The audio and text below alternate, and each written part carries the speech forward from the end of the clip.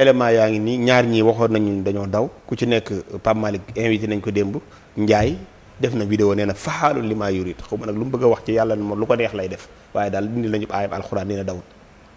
waa sant yàlla rek sama kàddu yi démb du ko sori mooy bu fekkee ni Ousmane Sonko mu ne am nañu daw génn nañ réew mi mais bu ko laajee daal ñu leen jëli yow bu fekkee ne da ngay kii mën ngaa wax ni ñi daw ñu mu war a doon wala nga ne ñi xaar wala waaye waroo jël ay nit taf seen photo naan ñii ñoo daw. waaw loolu bokk na ci ak tooñ. mais ñan ñoo def loolu.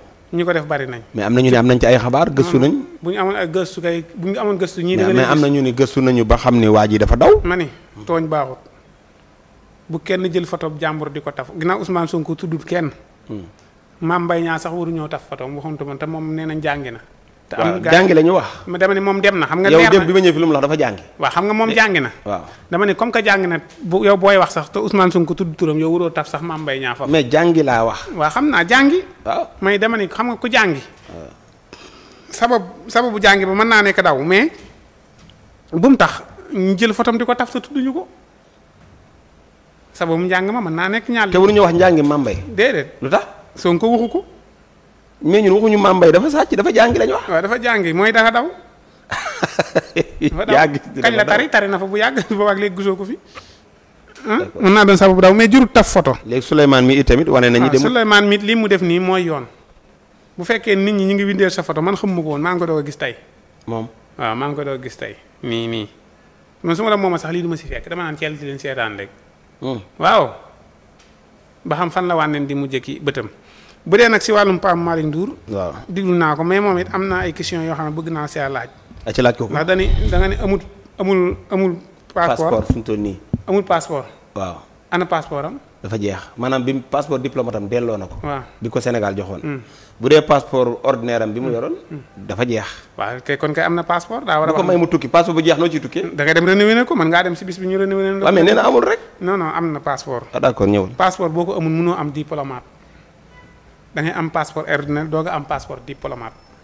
d'accord waa ñëwul. kon nag li mu war a wax rek sama passeport diplomate nangu nañ ko maa ngi toog di leen diglu mais nag am na passeport bu bëggoon a tukki tey day tukki moom Pape Malick Ndour.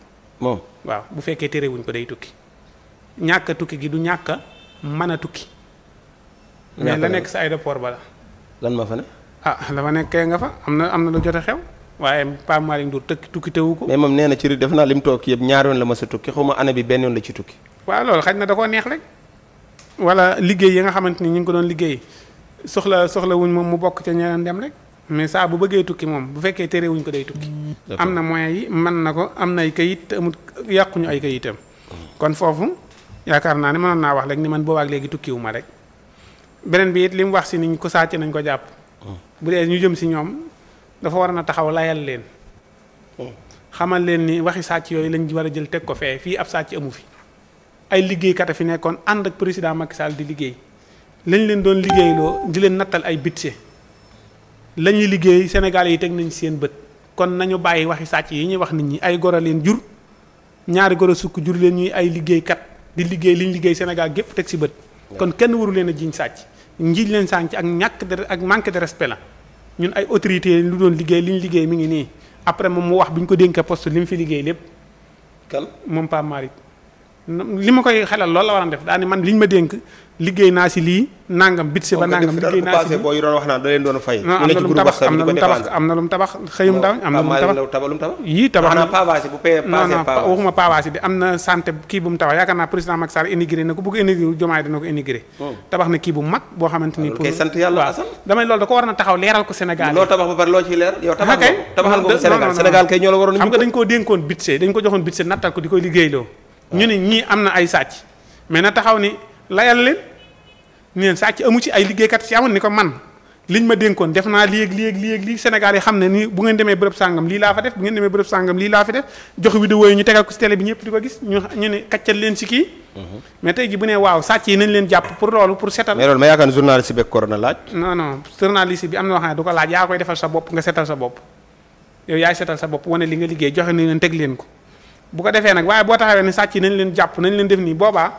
dañ naa kii naan sàcc nañ leen jàpp kii de yoonam nekku si te loolu du tax nga génne la si d'accord kon dafa war a taxaw assumer ay responsabilités tam layal ñi mu àndala noonu bañ leen a saraxe ndax am na ñoo xam lii saraxe la bu leen saraxee kay na saraxe waale boppam.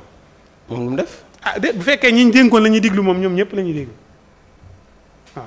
kon nag dañu war a taxaw rek imposer seen bopp xamal ne ñoom lañ leen joxoon def nañ ko fañ leen ko def loo point. d'accord joxe hélas. Ndiogou. waaw.